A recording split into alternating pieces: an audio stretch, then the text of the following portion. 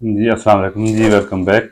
आज हम थोड़ा सा कुछ रेमेडी के बारे में बात कर लेते हैं, जैसे जो गैस बनती है उसको या बर्थ हैं उनको कम करने के कोई रेमेडीज या ऐसे तरीके, तो उनमें जो कुछ अहम हैं, 3 एक मैं बता देता हूँ आपको। उसमें जो सबसे पहले अहम है कि वो है कि आप खाने की सिलेक्शन, खाने का अंदाज। कि आप ना, वही पहले बताया था कि आप ना मुनासिब निवाला और मुकम्मल चबा के सुन्नत के मुताबिक भी है कि 40 दफा चबाएं रहने वाले को, उससे निकाल के च्यू करके अच्छे तरीके से फिर आप उसको चालू करें। और दूसरा उसके अंदर साथ साथ ना आप बातें ना करें, खामोशी के साथ करें, तो उसमें वरना अगर बातें करते हुए सारा खाना खाते तो और गैस अंदर चली जाती है। दूसरा ये है कि जी तरीका जो अहम है, उसके बाद जब हम खाने के बाद जैसे हमारा सुन्नत के मुताबिक हम एज इट हर चीज रिलेट करती है कि खाने के बाद आम तो जैसे हम कहते हैं कि एकदम से ना अगर लेट जाए तो उसमें या बैठ जाए तो हरकत ना करें तो उसमें भी गैस बन जाती है। आमतौर पर कुछ चहलकदमी कर लेते हैं खाने के बाद, फिर आप ऐसे ऐसे आप रेस्टिंग कंडीशन में चले जाते हैं। तो वो तीसरा जो सबसे अहम है वो ये है कि जो स्पाइसी खाने हैं, मिर्च मसाला चिकनाई वाले खाने उससे होते हैं, उससे अवॉइड करें। सिंपल ऑर्गेनिक डाइट खाएं तो इससे आपको काफी हद तक ना जो बाकी वजूहत